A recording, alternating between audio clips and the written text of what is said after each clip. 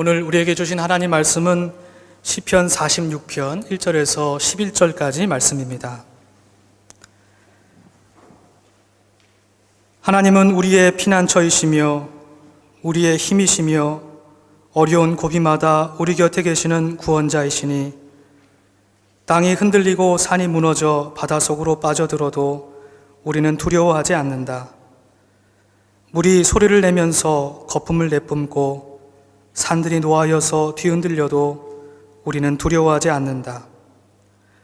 오 강이여, 그대의 줄기들이 하나님의 성을 즐겁게 하며 가장 높으신 분의 거룩한 초소를 즐겁게 하는구나. 하나님이 그 성 안에 계시니 그 성이 흔들리지 않는다. 동틀녘에 하나님이 도와주신다. 민족들이 으르렁거리고 왕국들이 흔들리는데 주님이 한번 호령하시면 땅이 녹는다. 만군의 주님이 우리와 함께 계신다. 야곱의 하나님이 우리의 피난처시다. 땅을 황무지로 만드신 주님의 놀라운 능력을 와서 보아라. 땅끝까지 전쟁을 그치게 하시고 활을 부러뜨리고 창을 꺾고 방패를 불사르신다. 너희는 잠깐 손을 멈추고 내가 하나님인 줄 알아라. 내가 문 나라로부터 높임을 받는다. 내가 이 땅에서 높임을 받는다. 만군의 주님이 우리와 함께 계신다. 야곱의 하나님이 우리의 피난처시다. 아멘. 하나님의 말씀입니다. 오늘은 종교개혁 주일입니다. 오늘날 모든 개신교회는 종교개혁의 정신 위에 서 있습니다. 교회는 끊임없이 하나님의 말씀과 성령의 능력 안에서 변화되어야 합니다. 이러한 의미에서 종교개혁은 5세기 전 과거의 이례적 사건으로 종결된 것이 아니라 지금도 여전히 오늘날 모든 교회에서 경험되어야 할 현재적 사건이라고 믿습니다. 오늘은 흔히 마틴 루터의 노래, 마틴 루터의 시라고 불리어지는 시편 46편의 말씀을 묵상해 보고자 합니다. 루터는 참으로 시편을 좋아했던 사람이었습니다. 실제로 루터는 비텐베르크 대학교의 성서학 교수로 임용된 이후에 처음으로 강의한 성서가 바로 시편입니다. 더불어 종교개혁 이전만 해도 모든 예배 의식이 라틴어로 진행될 때 루터는 서민층과 농민들을 비롯한 회중들이 독일어로 찬양하면서 예배에 적극적으로 참여할 수 있도록 독일어로 된 성경, 독일어로 된 회중 찬송을 만들었습니다. 그것이 바로 코랄입니다. 그는 37편의 코랄을 만들었는데요. 그중 오늘 우리가 함께 불렀던 내주는 강한 성이요 라고 하는 찬양을 비롯한 9편의 찬송을 스스로 작곡했습니다. 그리고 나머지는 예로부터 내려오는 라틴어 자료를 번역하거나 종교개혁 이전의 찬송을 수정하고 인용하여 만들었습니다. 특별히 오늘 우리가 함께 묵상한 시편 46편은 종교개혁가 마틴 루터의 가슴에 깊이 새겨진 노래였습니다. 그가 진리를 위한 투쟁을 계속하며 목숨의 위협을 느끼고 스스로 옳음에 대한 의심의 늪에 빠져들었을 때 그는 끊임없이 시편 46편의 말씀을 읊조리고 찬양으로 고백했습니다. 그러면서 코람데오, 오직 하나님 앞에 서기 위해서 몸부림쳤습니다. 우리가 잘 알고 있듯이 그는 1517년 10월 31일 당시 부패한 가톨릭 교회의 면죄부 판매에 저항하여 95개조 반박 논제를 발표하고 하이델베르크, 아우크스부르크, 라이프치히 등에서 논쟁을 이어갔습니다. 당시 인쇄술의 발달로 인해서 그의 95개조 논제는 2주 만에 독일어로 번역되어서 독일 전체에 퍼져나갔고 4주 만에 유럽 전체로 확장되었습니다. 당시 다른 목소리를 일체 허용하지 않았던 전체주의화된 가톨릭 교회 안에서는 도저히 납득하기 어려운, 용인하기 어려운 일이 벌어지게 된 것입니다. 결국 교황 레오 10세는 1520년 6월 15일 루터의 파문을 경고하는 주여 일어나소서라고 하는 교소를 통해서 한 마리 산돼지가 주님의 포도원을 짓밟았다고 선언했습니다. 그러나 루터는 오히려 이 교서를 비텐베르크 대학교의 동료 교수들과 학생들이 보는 가운데 공개적으로 불태워 버림으로써 돌아올 수 없는 강을 건넜습니다. 루터는 1520년 한 해 동안 3편의 논문을 발표하고 자신의 가톨릭에 저항하는 자신의 신학적인 내용들을 발표했습니다. 결국 그는 1521년 1월 3일 파문을 당하고 맙니다. 이후 1521년 루터는 신성 로마 제국의 새로운 황제 칼 5세가 보름스에서 소집한 제국회의에 소환당하게 되었습니다. 그는 자신의 주장을 철회할 것을 요구받았습니다. 그러나 그때 그는 이렇게 고백했습니다. 나의 양심은 하나님의 말씀에 의해 사로잡힌 바 되었습니다. 왜냐하면 자기의 양심에 불복하는 것은 옳은 것도 안전한 것도 아니기 때문입니다. 하나님이여, 내가 여기 섰나이다. 나를 도우시옵소서. 아멘. 하고 이렇게 대답했습니다. 즉 그는 종교 권력자들 앞에서도 그리고 정치 권력자들 앞에서도 자신의 소신을 굽히지 않았던 겁니다. 1529년 깊은 고뇌에 빠져있던 루터는 다시 한번 시편 46편의 말씀을 읊조렸습니다. 아마도 그는 오늘의 말씀을 읽고 또 읽고 또 읽었을 겁니다. 루터의 마음에 깊이 새겨진 오늘 본문 1절의 말씀을 우리도 함께 읽어보겠습니다. 함께 한 목소리로 읽겠습니다. 시작. 하나님은 우리의 피난처이시며 우리의 힘이시며 어려운 고비마다 우리 곁에 계시는 구원자이시니. 아멘. 그는 이 말씀 속에서 큰 위로와 확신을 얻었을 겁니다. 그리고 이 말씀 위에서 내 주는 강한 성이요 라고 하는 찬양을 짓고 주님 앞에 노래했습니다. 하나님을 강한 성이라고 노래했던 루터야말로 오늘 본문 4절의 말씀의 표현처럼 하나님의 성을 즐겁게 했던 강물과 같은 존재였음을 우리는 깨닫게 됩니다.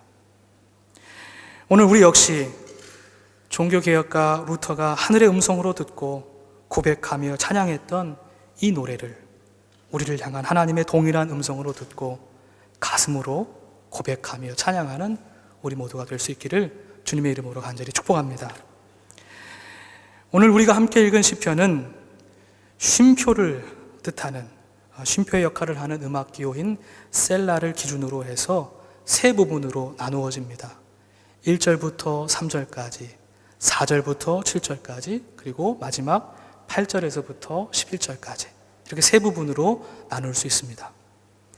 첫 부분에는 우리 모두가 겪고 있는 힘겨운 삶의 현실과 하나님에 대한 고백이 담겨 있습니다. 그리고 두 번째 부분은 서로 으르렁거리는 민족들과 왕국들을 통치하시고 다스리시는 하나님의 위엄이 묘사되어 있습니다. 그리고 마지막 세 번째 부분에는 모든 전쟁을 그치게 하시고 마침내 구원의 길로 인도하시는 하나님의 놀라운 섭리가 담겨 있습니다. 가만히 성경을 들여다보면 7절과 11절에 동일하게 만군의 주님이 우리와 함께 하신다, 야곱의 하나님이 우리의 피난처시다 라는 고백이 담겨 있습니다. 즉 각 부분이 끝나는 마지막 절에 동일한 고백이 담겨 있는 것이죠. 그래서 성서학자들은 아마도 3절 말미에도 이러한 고백이 담겨 있었지만 생략되었다라고 생각하기도 합니다. 일리 있는 추측입니다. 어찌되었던 시편 46편의 가장 핵심적인 메시지는 루터가 간파한 것처럼 하나님께서 우리의 피난처이시다, 하나님께서 우리의 힘이시다, 환난 중에 만난 도움이시다, 구원자이시다 라고 하는 고백일 겁니다. 사랑하는 성도 여러분, 여러분도 이와 같이 고백하고 계시지요? 하나님은 여러분 모두에게 피난처이심을 믿습니까? 구원이십니까? 예. 우리는 이렇게 주님을 고백하는 사람들입니다. 참 감사합니다. 그러나 우리의 삶을 가만히 들여다보면 하나님을 향한 우리의 고백의 깊이만큼이나 우리를 짓누르는 삶의 무게와 고난의 깊이도 그만큼 깊다고 하는 것을 우리는 삶을 통해서 경험하게 됩니다. 고백의 깊이만큼이나 우리의 삶에 드리워진 고난의 깊이도 깊다는 사실을 우리는 고백할 수밖에 없습니다. 저는 오늘 본문 2절과 3절 말씀이 단순히 자연재해에 대한 묘사가 아니라 우리가 경험하는 삶의 현실을 상징적으로 드러내주고 있다고 저는 믿습니다. 누구나 한 번쯤 땅이 흔들리고 산이 무너져 바다에 빠져드는 것과 같은 무기력과 혼돈, 두려움에 사로잡히는 순간들을 경험하게 되죠. 존재의 지축이 흔들리는 것과 같은 위기에 직면하게 됩니다. 예를 들어서 우리가 확신하던 생각과 가치관, 신념들이 무너져 내릴 때, 우리가 믿었던 관계가 깨어질 때, 사랑하는 사람이 홀연히 곁을 떠날 때, 건강하리라 생각했던 육체에 우리가 도저히 견뎌낼 수 없는 질병이 찾아왔을 때, 우리는 수없이 우리의 삶이 송두리째 흔들리는 경험을 하게 됩니다. 지난 밤에도 한국에서 들려오는 안타까운 소식에 마음이 무너져 내렸습니다. 이태원 할로윈 파티에서 많은 사람들이 깔려서 목숨을 잃었습니다. 그 이유가 어찌되었든 희생된 사람들과 사랑하는 사람들을, 가족들을 잃어버린 유가족들의 마음을 우리 모두가 품어 안아야 할 줄로 믿습니다. 종교적인 시선으로, 신앙적인 관점으로 정죄할 것이 아니라 그들을 깊은 연민과 위로의 시선으로 품어 안아야 할 줄로 믿습니다. 수많은 청년들, 우리 한국교회가 품어 안아야 할 사람들이라고 믿습니다. 이렇게 불현듯 우리가 견딜 수 없는 고난의 자리에 놓여졌을 때, 우리의 삶이 균열과 위기에 봉착했을 때, 우리는 오히려 하나님을 부인하며 원망하거나 하나님의 부재를 확신할 수 있습니다. 누구나 그럴 수 있습니다. 목장 예배 가운데 우리가 묵상하고 있는 출애굽기 15장에서부터 17장을 읽어보면 이스라엘 백성들은 하나님의 구원의 은혜를 경험했다가도 조금만 어려운 순간이 찾아오면, 조금만 아프고 힘들면, 목마르고 굶주리면 여지없이 하나님을 원망합니다. 하나님, 먹을 것이 없습니다. 하나님, 목이 마릅니다. 하나님께 원망하죠. 저는 이 이스라엘 백성들의 모습이 우리 모두의 모습이라고 생각합니다. 우리는 그만큼 연약한 존재들입니다. 그러나 그때 우리가 하나님을 바라보지 못하고 땅을 바라볼 그때, 우리가 하나님을 바라보지 못하고 등을 돌릴 그때에, 고난에 짓눌려 있을 그때에 하나님은 우리의 이러한 연약함을 알고 계셔서 우리를 다시 한번 불러주십니다. 오늘 4절의 말씀입니다. 4절의 말씀 함께 읽겠습니다. 시작.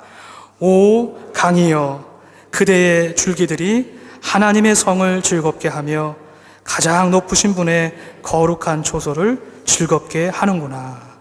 아멘. 지금 우리를 뭐라고 부르고 계시죠? 하나님이 오 강이여 라고 부르고 계십니다. 오 강이여.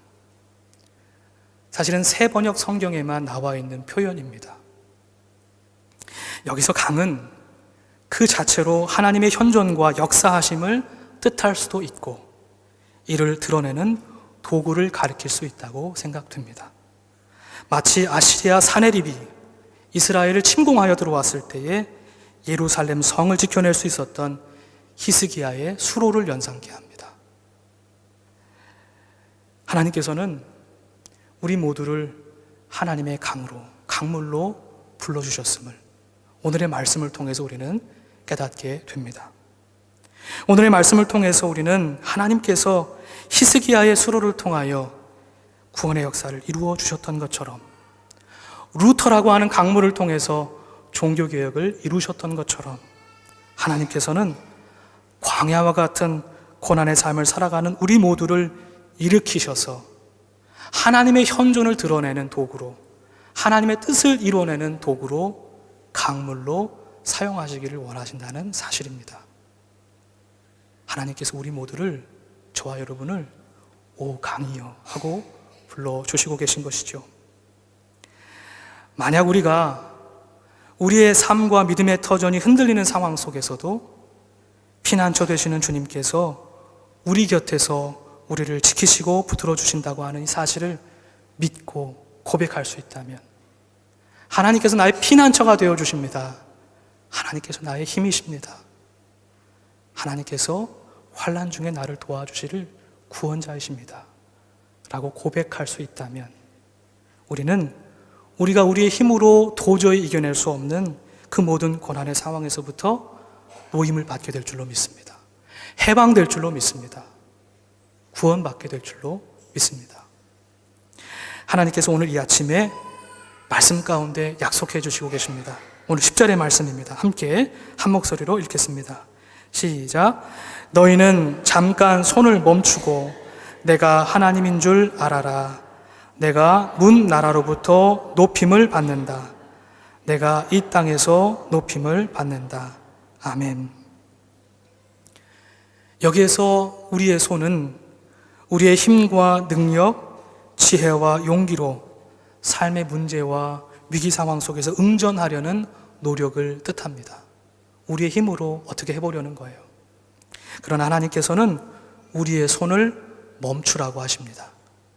그리고 하나님께서 자신 스스로를 우리에게 알게 해 주시리라고 약속해 주십니다. 너희는 가만히 있어. 내가 하나님 됨을 알게 해줄 거야 라고 약속해 주십니다. 아멘, 아멘, 아멘입니다. 사랑하는 성도 여러분, 종교개혁주의를 맞아서 우리가 더 이상 혼자가 아님을 깨닫습니다. 하나님께서 우리와 함께 계십니다. 우리를 당신의 현존을 드러내는 강물로 부르시고 그리고 흐르게 하시는 주님을 이 시간 함께 바라볼 수 있기를 원합니다. 이번 한 주 우리의 손을 멈추고 하나님의 손을 바라보면서 임마누엘 하나님의 은혜를 경험하는 복된 하루하루의 삶을 살아가시기를 주님의 이름으로 간절히 축복합니다. 함께 기도하겠습니다.